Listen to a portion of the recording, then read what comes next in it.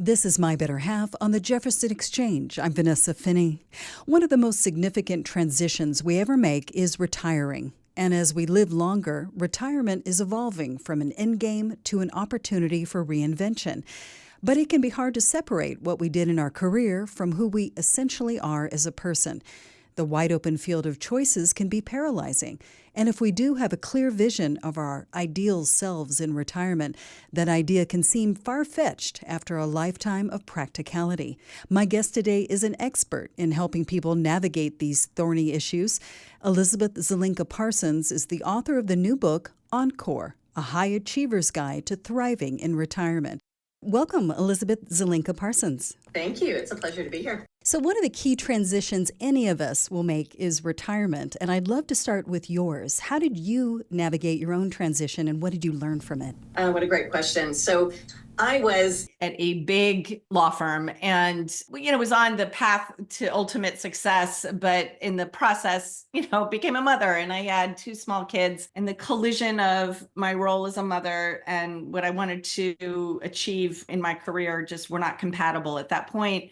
So I made the very tough decision to leave my career.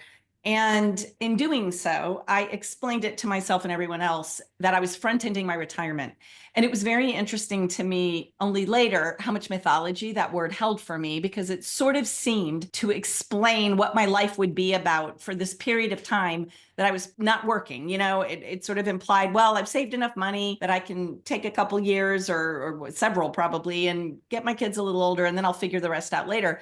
Well, my goodness, was I wrong about figure the rest out? I mean, it, of course, was euphoric for a few months, but I rapidly realized that I had completely destabilized my identity, my life structure, my community, all these sources of mental stimulation that I was used to. I was used to going at Mach 10 with time scarcity as my constant companion, and suddenly I had vacuous amounts of time. It was crazy how lost I should say I felt. So as I navigated all that and tried to put the pieces back together, I just realized how many blind spots I had. And I thought all I needed was the money piece. So that has really informed my work ever since. That's interesting because that is, of course, I experienced that too. That's what's drummed mostly into our mind, and for good reason. There's a fiscal responsibility that we sort of not only owe ourselves and our own family, but society too. But there is this whole notion of identity. So your book focuses on high achievers retiring. Now, we've all heard a story of someone who, quote unquote, can't retire. They're not satisfied in playing golf. Are there unique challenges for so-called high achievers who've had really intense careers? I certainly think so. I mean, that is primarily the population that I've worked with for 15 years, and the themes are quite strong, and I think not entirely unique to them, but they're strong. So first of all, I think most of these folks have worked incredibly hard to have what they have, not just financially, but career-wise, to have got the educations or the credentials and then worked in the kinds of places they have and worked with the kinds of clients or businesses they have. And so there has been a lot of external validation along the way. And before you know it, that becomes your only playbook for understanding how your life works and making sure you're okay in this big game called life. And so I think it's difficult when all of those outside reward loops go away to have a new way of understanding what it means for your life to be working. And that's a whole recalibration. And the other thing I think that's true is that most of my clients have been in the kinds of careers where they are reacting to a never-ending stream of content flying at them. So they are fantastic reactors, but not the best creators. And the funny thing is those two words have the identical letters in them, but they mean very different things. And so I always tell people, you're going to have to learn to move from reactor to creator. You're going to be driving the content of your life, not standing there waiting for people to send things your way. That phase is over. So it's sort of like a light bulb goes on, but it's not impossible. It's just a little bit of a weak muscle. Yeah, the thing that you brought up about external validation, before I get into reacting, the external validation reminded me a little bit about the phenomenon of having an empty nest.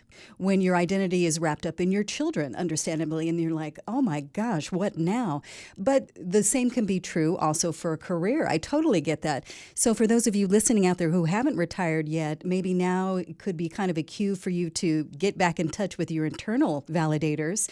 So I would imagine, Elizabeth, that part of your coaching that you have private clients, would be to help people get back in touch with those North Stars that they might have fallen out of touch with.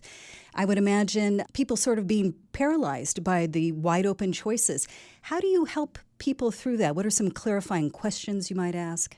Well, one of my favorite questions is I will say to people, because we're talking about, again, these high achievers, and I'll say, look, if I had the power to guarantee that you would succeed magnificently at any one thing you could do in this next decade of your life, what would you choose? And I want you to suspend all disbelief, because I just told you you're going to be a magnificent success. It is absolutely fascinating, the answers that come out of people's mouths. And they're big dreams. And they'll often say things like, okay, well, I would be a New York Times bestselling fiction author, but don't write that down because it's nutty and it won't happen.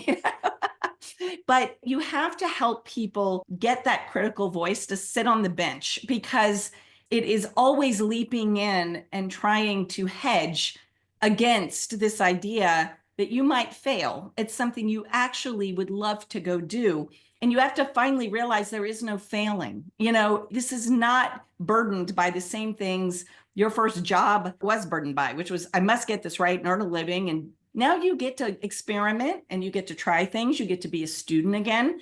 You get to do all these things that are fun and juicy, and you don't need to know with certainty that it's all going to play out exactly the way you want it to. And that's actually part of the ride, right? That's part of the fun. It's an adventure. So once that shift happens, you can see light bulbs go on and eyes light up, because we're back in creative mode. We're back in possibility. We're back in, it's like a graduation, and wow, the world kind of is my oyster again. So that's when it gets fun. That sounds fun. So once you help them silence that inner critic and stop that self-censoring, what are some, I was reading in your book that you will coach them with brainstorming and mind maps.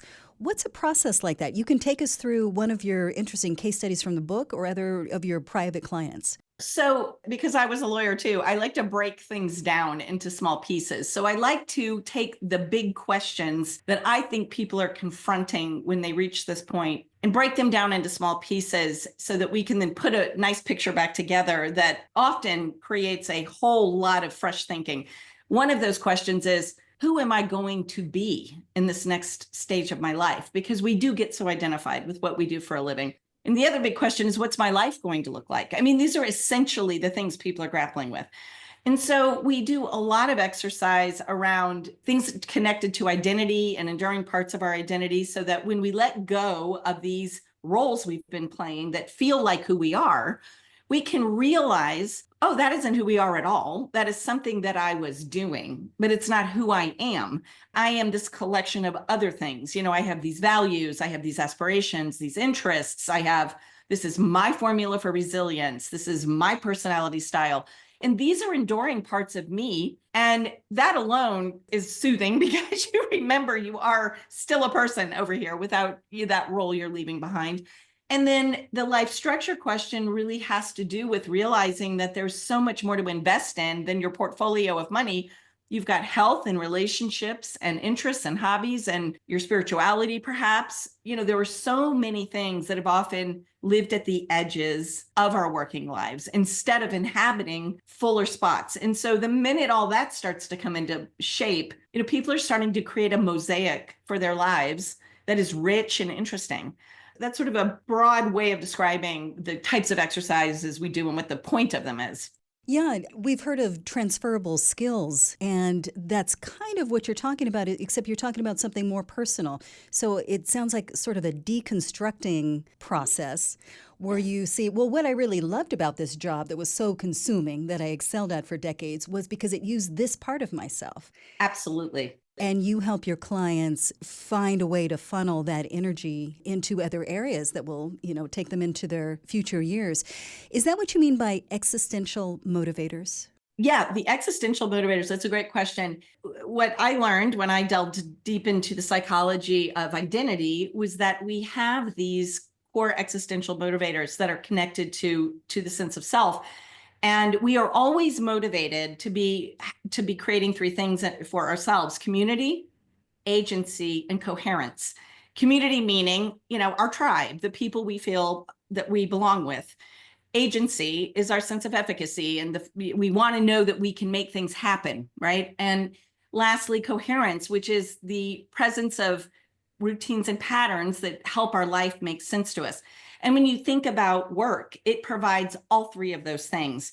And in a way we don't necessarily stop and think about. But when you think about how much a career or your work life checks those three boxes for you, it's not surprising to see how the loss of the career means you almost feel like you've lost a huge piece of all three of those things. And I know that in a huge way, I experienced that. That is part of what I was going through.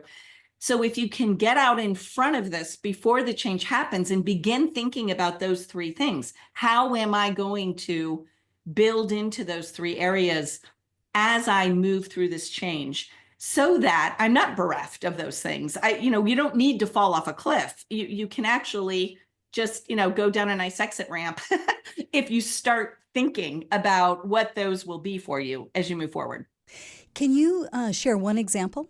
I will share one from my book. It's probably one of my favorite client stories. He was a 55-year-old real estate lawyer with a very elite law firm, had a fabulous career, made plenty of money. He was done. He just didn't want to do it anymore.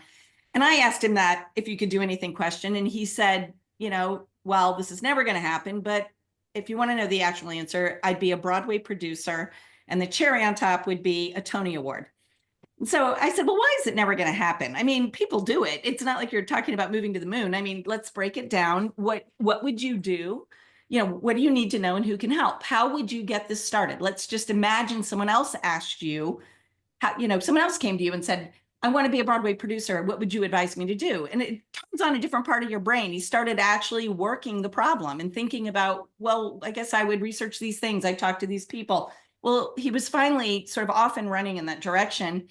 And to fast forward to the punchline, 3 years after that meeting, he was on stage accepting a Tony Award for Hadestown, which he helped produce. He's now produced, it's got to be 8 or 9 shows. He is a full throttle producer, absolutely loving it. So he is living his unlived life. And I just always tell people, if you have an unlived life, go out and live it. Give it a shot. What really do you have to lose? I find it fascinating that these people are doubting themselves so much. I mean, self-doubt is a human thing, but these people are so accomplished. So with all your study of identity and psychology, do you have any insights on why that might be? I think it's because they are habituated to being expected to get everything right. That's what they're paid to do. And so it's intolerably uncomfortable at first to imagine failing. It's intolerably uncomfortable to imagine not being good at something right away. They're so used to being the experts. They're so used to having the answers. And so it's way outside of the comfort zone to suggest for a minute that you're going to go try something that you might fail at. And so I often will reframe that and say, listen, don't think of yourself as a Broadway producer yet. Think of yourself as a student of production, right? I'm a student. I'm going to learn how to do this. That becomes a little more approachable. You're basically talking about fixed mindset and growth mindset. You're coaching your clients toward growth. Absolutely, 100%. Well, Elizabeth Zelinka Parsons, author of Encore, A High Achiever's Guide to Thriving in Retirement. Thank you so much for your time. We really appreciate your insights. Thank you. It's been a pleasure. I really appreciate it. You've been listening to My Better Half on the Jefferson Exchange. My guest was Elizabeth Zelinka Parsons, author of Encore, A High Achiever's Guide to Thriving in Retirement. I'm Vanessa Finney. Thanks for listening. And remember to subscribe to this program on your favorite podcast platform.